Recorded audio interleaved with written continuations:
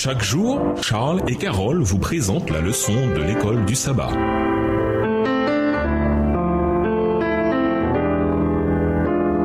Bienvenue dans votre émission. Dieu nous parle. Nous voilà à la leçon de lundi. Alors je te connaîtrai. Lisons Exode 33, les versets 12 à 17. Quelle question Moïse pose-t-il au Seigneur? Pourquoi demande-t-il à Dieu de le guider par sa présence? Exode 33, les versets 12 à 17. Moïse dit à l'Éternel, voici, tu me dis, fais monter ce peuple, et tu ne me fais pas connaître qui tu enverras avec moi. Cependant, tu as dit, je te connais par ton nom, et tu as trouvé grâce à mes yeux. Maintenant, si j'ai trouvé grâce à tes yeux, fais-moi connaître tes voies, alors je te connaîtrai, et je trouverai encore grâce à tes yeux. Considère que cette nation est ton peuple. L'Éternel répondit, je marcherai moi-même avec toi, et je te donnerai du repos. Moïse lui dit, si tu ne marches pas toi-même avec nous, ne nous fais point partir d'ici. Comment sera-t-il donc certain que j'ai trouvé grâce à tes yeux, moi et ton peuple? Ne sera-ce pas quand tu marcheras avec nous et quand nous serons distingués, moi et ton peuple, de tous les peuples qui sont sur la face de la terre? L'Éternel dit à Moïse, je ferai ce que tu me demandes, car tu as trouvé grâce à mes yeux et je te connais par ton nom. Moïse grandissait constamment avec le Seigneur. Il se rapprocha petit à petit du Seigneur et chercha à être à l'image de Dieu. Un jour qu'il conversait avec Dieu dans la tente de la rencontre, Moïse prit soudain conscience qu'il ne le connaissait pas et il prononça une prière précise. Fais-moi connaître tes voies, alors je te connaîtrai. Exode 33, le verset 13. Moïse découvrit qu'il avait besoin de comprendre Dieu à un autre niveau. Il se rendit compte que plus il connaissait le Seigneur et moins il le connaissait en réalité. Il reconnut son besoin et désira de tout son cœur le connaître mieux. Dieu lui accorda de bon cœur ce qu'il demandait. En examinant tout ce que Moïse avait vécu jusque-là, on voit comment sa relation avec le Seigneur a mûri et comment il a grandi spirituellement. D'abord, Moïse monta vers Dieu sur la montagne, Exode 19, le verset 3. Puis il monta au sommet de la montagne, Exode 19, le verset 20. Après quoi, il s'approcha de la nuée, l'obscurité épaisse où se trouvait Dieu, Exode 20, le verset 21. Une autre fois, Moïse pénétra à l'intérieur de la nuée dans laquelle Dieu se trouvait et il resta avec le Seigneur 40 jours et 40 nuits, Exode 24, verset 18. Pendant ces 40 jours, Dieu lui fit deux cadeaux précieux. Premièrement, le décalogue que Dieu lui-même avait écrit sur les deux tables qu'il avait également taillées, Exode 24, verset 12. Et deuxièmement, les instructions sur la construction du tabernacle et son mobilier, voir Exode,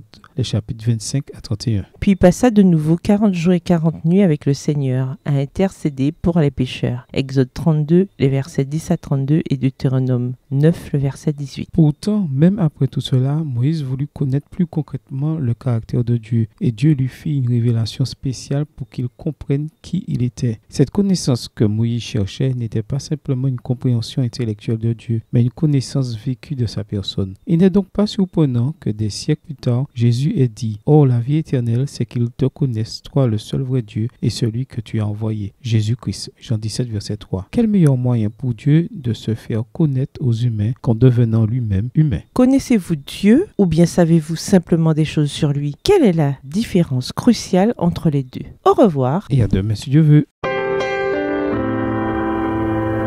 Dieu nous parle. Chaque jour, Charles et Carole vous présentent la leçon de l'école du sabbat.